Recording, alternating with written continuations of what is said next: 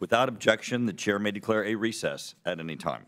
Today's business meeting is being broadcast live and streamed on the committee's YouTube channel.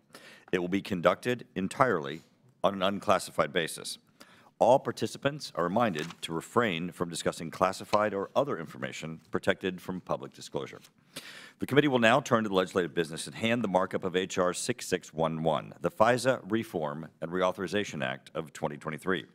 I ask unanimous consent that any recorded vote be postponed until the completion of consideration of the legislative text and any amendments without objection so ordered. Today, the committee meets to consider H.R. 6611 to amend the Foreign Intelligence Surveillance Act of 1978, to make certain reforms to the authorities under such act, and to authorize Title VII of such act and for its reauthorization and for other purposes. The Foreign Intelligence Surveillance Act, or FISA, established safeguards on intelligence operations regarding the collection of foreign intelligence. Included in FISA is a critical national security tool known as Section 702, which is a highly targeted collection program that only collects on foreign targets who possess or communicate valuable foreign intelligence information. In short, threats to national security. On December 31, Section 702 will sunset. As a matter of emphasis, I want to reiterate that Section 702 authorizes intelligence collection only on foreign persons who possess or communicate specific types of foreign intelligence information.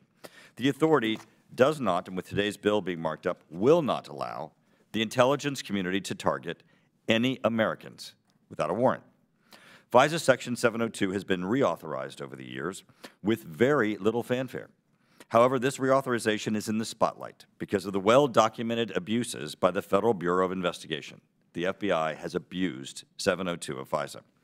These abuses demonstrate the need for congressional action in the form of comprehensive, meaningful reform, not just to Section 702, but all of FISA, coupled with reauthorization of this vital national security tool. This committee, with the establishment of an internal bipartisan working group, and in parallel, the establishment of a joint Republican working group with the House Judiciary Committee, has committed itself to identifying problems and finding solutions to make FISA a more efficient and effective national security tool, while simultaneously protecting American civil rights and civil liberties by preventing future abuses. H.R. 6611 contains 40 targeted reforms that solve the problems we identified with the FBI's querying features, the Title I application process, and the lack of transparency with the Foreign Intelligence Surveillance Court, known as the FISC. With groups like Hamas, ISIS, Al-Qaeda, and Hezbollah calling for attacks targeting the homeland and American allies and interests abroad, we are currently at the highest threat to national security to the United States in a decade. FISA is our best weapon to combat the threats we face today and in the future. The American people are looking for us to keep them safe. What we do today to both reform and reauthorize FISA will help ensure that we're doing what we were sent to Washington for. Before I conclude, I want to thank Congressman Darren LaHood and Congressman Brian Fitzpatrick for their efforts in leading our working groups. I also want to thank my ranking member Jim Himes for his bipartisan support throughout this process. Finally, I would like to thank the committee staff for their countless hours they've spent drafting this important legislation. I do want to take a minute and make a few comments about the bill that was passed by Judiciary. Yesterday, the Judiciary Committee passed a bill purporting to be FISA reauthorization and reform. Our bill is targeted to FBI abuses, and I think I would have thought that their bill would have also. However, their bill spends more time expanding the constitutional rights of foreigners who travel in and out of the United States. It creates civil liability for telecommunications companies that work with our intelligence community voluntarily. And curiously, it provides immunity from prosecution for some horrific crimes if they're discovered in 702 foreign intelligence collection. Under their bill, 702 information would not be admissible in criminal prosecutions for horrific crimes such as child pornography, human trafficking, murder, and even money laundering. These are provisions of their bill that they're going to have to explain. Our bill is targeted toward FBI abuses, protecting the American citizens, and ensuring that we can address the national security threats to our nation. With that, I want to recognize my ranking member.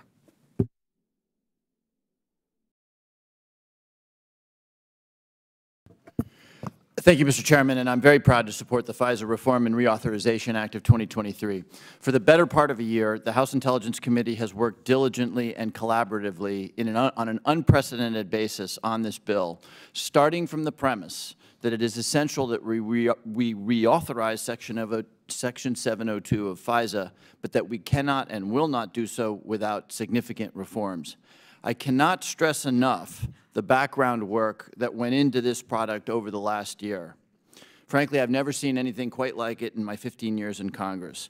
Hearing after hearing, hundreds if not thousands of meetings and get-togethers with every element of the government that uses or touches or is interested in 702 authorities, meetings with FISA judges, privacy advocates, and then constant bicameral, bipartisan negotiation. I think I spent more time over the course of the 2 weeks with this chairman and with Chairman Warner over in the Senate than I've spent with family members. So this is really a product of an immense amount of work around a very, very technical subject. The bill is the product of those many efforts, and it includes reforms that are tough as well as targeted, aimed at ensuring that we can continue to use this foreign intelligence tool to keep Americans safe, but that we can also have confidence that it is being used in a way that is consistent with our values. I want to walk through a few specific provisions that are in the bill, but first a word about the process. We have examined the value that the authority provides every day to the intelligence community, a value that is best exemplified by the fact that our most exquisite intelligence product, the President Daily Brief, often contains an average of roughly 60% of items that are derived from FISA 702. We have countless examples, some declassified, but many more still highly classified, that demonstrate why Section 702 is indispensable and how it very literally saves American lives.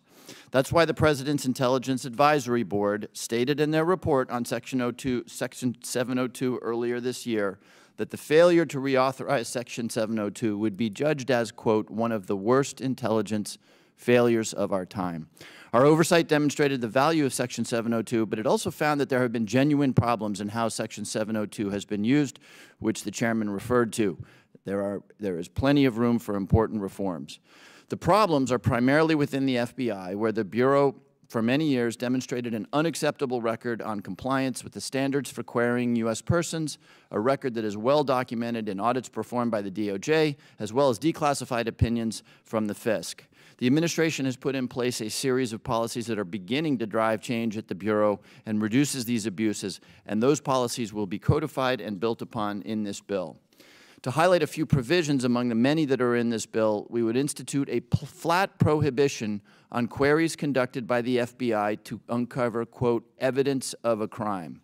This is important for two reasons. First, it removes any doubt that Section 702 is a foreign intelligence authority, not a law enforcement tool. That is what Congress intended when it was first enacted, and this makes that distinction crystal clear. Second, it will help remove confusion on the part of FBI agents about what constitutes a permissible query and drive improvements in compliance. This bill would also reduce by 90% the number of individuals at the FBI who can approve a U.S. person query, meaning that only 550 supervisors and attorneys at the agency could approve a query of a U.S. person against the 702 database. As with many other changes, this is intended to reduce compliance failures and to ensure that every time the FBI queries the FISA 702 data, it does so for a permissible and lawful purpose. This bill would, for the first time, put in law a prohibition against queries of Section 702 data whose purpose is either to suppress free expression or to disadvantage a person on the basis of religion, ethnicity, race, gender, or any other arbitrary characteristic. And finally, this bill includes important reforms to the Foreign Intelligence Surveillance Court itself, most notably by requiring that the FISC appoint an amicus each time the government seeks to renew its annual certification under Section 702. This will make sure that the FISC process will be adversarial and the arguments made by the government will receive strictest scrutiny. Finally, as I said before, this bill is the product of extensive bicameral and bipartisan negotiation and compromise. As such, it's not the perfect bill for anybody sitting up here, but this is how one legislates in a wide and diverse body. Each and every one of us would make individual changes, and because we don't purport to have the perfect bill, merely the best bill, this bill, too, like previous FISA authorizations, will sunset, giving a future Congress another opportunity to consider the value of the program and reforms. As this process proceeds, all of us on this committee stand ready to work with our colleagues in the House and Senate to reauthorize Section 702 and to do so with the smart and tough reforms that are so clearly needed. Once again, thank you to the staff who put in hundreds, if not thousands, of hours on this product, and thank you to Chairman Turner and all the members of this committee for their contributions to this effort and our national security. I urge support for the legislation and yield back. Thank you. We now turn to calling up the bill, and then we'll turn to comments from members. Pursuant to notice, I now call up H.R. 6611, the FISA Reform and Reauthorization Act of 2023. The clerk shall report the title of the bill. H.R. 6611, the FISA Reform and Reauthorization Act of 2023. Without objection, the first reading of the bill is dispensed with, and the bill is open to amendment at any point. At this time, does any member wish to be recognized? I recognize Representative Castro. Thank you, Chairman. The reform and reauthorization of FISA 702 is one of the most important tasks that this committee has, and this will be my second authorization process as a member of the Intelligence Committee. I want to first thank Chairman Turner and Ranking Member Himes and my colleagues on the committee, and also all of the staff, both Republican and Democrat, for their efforts over the last year in investigating the uses and abuses of this authority and proposing reforms. The process that Chairman Turner and Ranking Member Himes set up has been a thoughtful and earnest one. Over the last year, we have participated in numerous engagements with the intelligence community, the FBI, and others that have the responsibility to use these important tools authorized by law. Through that process, including as part of the bipartisan working group, I've come to appreciate the immense value of the FISA 702 authority in protecting Americans and countering our adversaries. There's no question that this authority is critical for America's national security. It has saved American lives. It has informed our diplomats as they negotiate with our adversaries. Everything I have seen during my time in this committee has led me to believe that FISA 702 should be reauthorized. But, as they say, the devil is in the details. Just as I've come to appreciate the importance of FISA 702, I've also come to understand the serious risks that the abuse of such an authority can and has led to in our country. Under current practice and law, intelligence agencies and the FBI are able to search the 702 database for communications between foreign nationals and U.S. citizens or residents. This, understandably, raises privacy and civil liberties risks, and while there are many legitimate cases where such searches need to be conducted, it's our responsibility to ensure that this is done in an appropriate manner. This committee's bill implements and codifies a number of important reforms to constrain the privacy and civil liberties risks to American citizens. But I'm open to more restrictions on when the government can conduct such U.S. person queries in FISA 702, including judicial review of U.S. person queries if structured appropriately. In addition to what may not be in the bill, I also have serious concerns with certain provisions in the committee's bill which prevent me from lending my support to it at this time. The most important is the language in Section 505, which codifies a process to, quote, vet non-citizens who attempt to enter the United States or wish to enter the United States for immigration, tourism, business, or personal reasons through the 702 database. I represent San Antonio, Texas, and I have family who live in the border communities along both sides of the Rio Grande. My constituents and those in South Texas have a very different relationship with the border than most Americans. We have deep family ties with communities in Mexico that go back generations. We depend on trade with Mexico to sustain our economies. Thousands of people cross the border every day to visit family, commute to work, or simply shop at the malls. I'm increasingly concerned by the rhetoric from many parts of this Congress and from leading public figures and presidential candidates who want to, quote, shut down the border and to stop those seeking refuge in the United States from attempting to. Between 2017 and 2021, I spent 4 years fighting an ever-increasing barrage of the most ill-conceived and malicious policies to harm migrants and border communities, and I'm increasingly concerned that we will relive those experiences again. I fear that codifying this provision, especially without meaningful safeguards, would give those who capitalize on fear and xenophobia an important tool to pursue their agenda. I do not believe that this is the intention of the authors of the bill, but we cannot trust that those who will wield these powers that we present to them in the future will not abuse those powers. Protecting the civil liberties of Americans against surveillance is a personal issue for me. My mother, a civil rights activist in the 1960s and 70s and even now, was surveilled by the FBI back then, as were many of her colleagues in the Mexican-American civil rights movement and those who were in the African-American civil rights movement and other political movements. So my family knows what it means for the government to turn these powerful tools against it. It's clear that serious reform of the FISA 702 authorities are needed, and there are important proposals on reforming the authority being debated in the Senate and, of course, in other committees in the House of Representatives.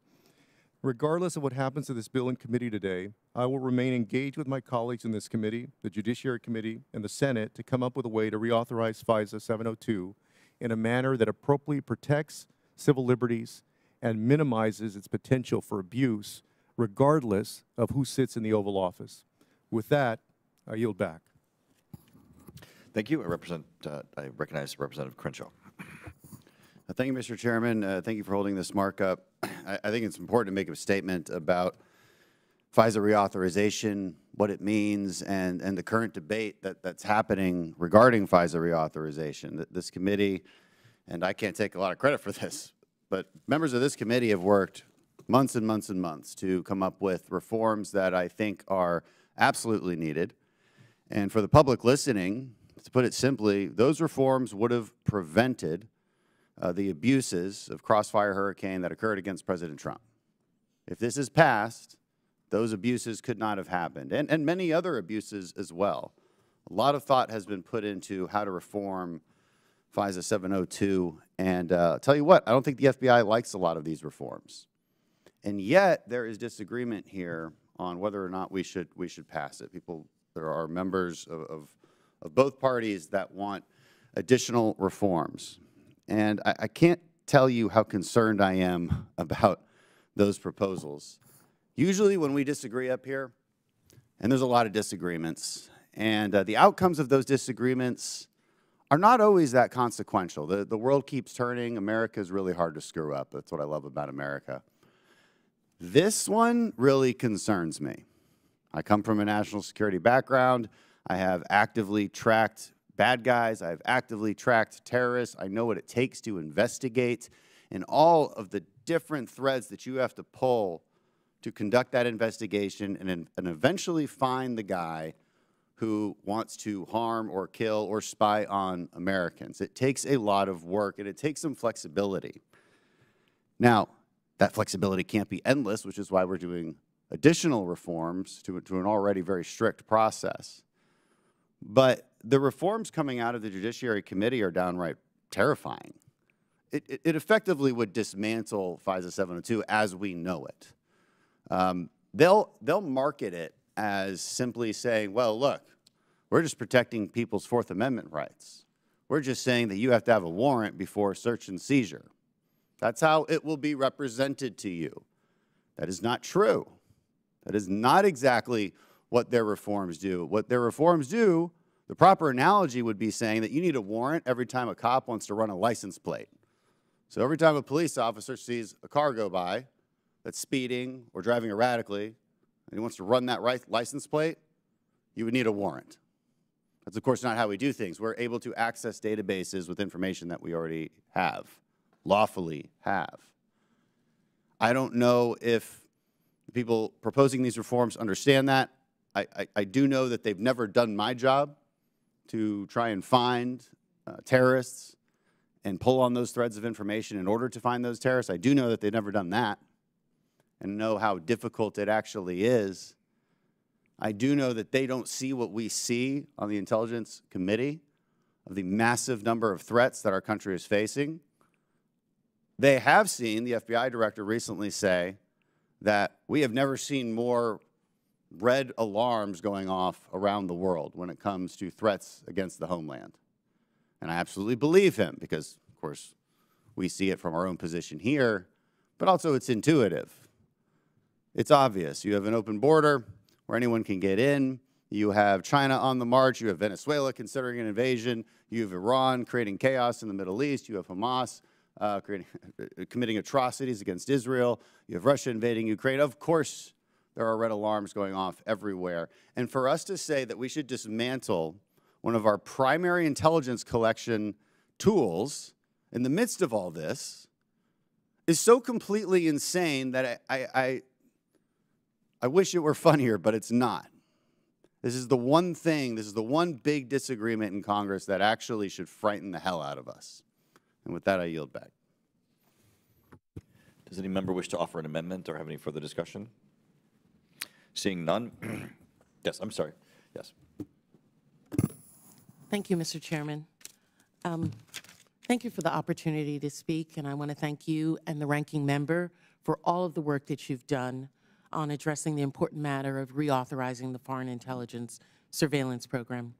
I'm going to support the committee in its approval of this bill, which is a bipartisan effort that represents an unprecedented overhaul of FISA while preserving its vital role in safeguarding our national security.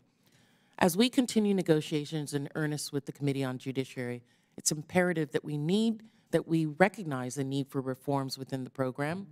The proposed bill reflects this acknowledgement, incorporating measures to strengthen the supervision of queries of U.S. persons by the FBI and eliminating the authority to conduct queries unrelated to national security. It is paramount to understand that the Foreign Intelligence Surveillance Act, particularly Section 702, is a cornerstone in our intelligence collection efforts. The intelligence community and various stakeholders have consistently deemed it essential to preventing transnational terrorist and criminal activities. Its constitutionality has been affirmed repeatedly in federal courts, and its effectiveness in safeguarding our nation is unassailable. In the current threat environment, highlighted by the increased terrorism concerns amid the Israel-Hamas war, FBI Director Christopher Wray has emphasized the urgency of maintaining this vital tool. And I would have this committee know that I have worked personally with Director Wray in the aftermath of 9/11 when we were both political appointees at the Justice Department, and I know his loyalty to this country and the work that he and men and women of the FBI are doing to keep the homeland safe. We cannot afford to let it lapse, especially when our government is tirelessly working to prevent potential attacks. I am pleased to see the bill expand the definition of foreign intelligence to include counter-narcotic efforts. This expansion is particularly relevant to my district, the Virgin Islands of the United States, which is situated in the transit zone. Including counter-narcotics in the scope of foreign intelligence will undoubtedly enhance our ability to combat transnational drug trafficking, which we know is linked to counterterrorism. Moreover, the bill introduces accountability measures for FISA noncompliance, ensuring executive leaders and employees are held responsible. It establishes criminal and administrative penalties for intentional misconduct related to FISA, strengthening the integrity of the entire process. The reforms also extend to the Foreign Intelligence Surveillance Court, introducing amicus curiae in the annual reauthorization process and enhancing the adversarial nature of the proceedings. These changes aim to reinforce fairness, independence, and protect the privacy and civil liberties of America. In conclusion, I support the committee in adopting the FISA Reform Reauthorization Act of 2023. This bill strikes a delicate balance between national security imperatives and safeguarding the rights of American citizens. Let's move forward with the understanding that reauthorizing Section 702 is not just a necessity, but a duty to protect our nation from evolving threats. Thank you, and I yield back. Thank you, Representative Plaskett. Are there any other members who wish to either offer an amendment or to speak concerning 6611? Seeing none, I move for the adoption of H.R. 6611, the FISA Reform and Reauthorization Act of 2023. The question is on the adoption of 6611. All those in favor say aye. Aye. Those opposed, no. In the opinion of the chair, the ayes have it, and the bill is agreed to. Without objection, the motion to reconsider is laid on the table. The chair now recognizes the gentleman from Connecticut, Mr. Himes, for the purpose of a motion. Mr. Chairman, I move that the committee report favorably to the House the bill H.R. 6611. The question is on the motion of the gentleman from Connecticut, Mr. Himes. All those in favor say aye. Aye. Those opposed, no. Members may request to file supplemental, minority, additional, or dissenting views as part of the committee report. Mr. Himes, are you or any member planning to file minority views? Yes, we will. Consistent with House rules, members are granted 2 additional calendar days to file minority or any other supplemental views to the committee's report to the House on H.R. 6611 pursuant to Clause 2L of House Rule 11. I ask unanimous consent that committee staff be authorized to make necessary conforming technical and clerical changes to the bill adopted by the committee and to remove from the bill provisions that would result in additional direct spending. Without objection, so ordered. I ask unanimous consent that the committee authorize the use of proxy voting in any conference committee with the Senate regarding H.R. 6611 or any similar legislation passed by the Senate. Without objection, so ordered. There being no further legislative business before the committee, this meeting is adjourned.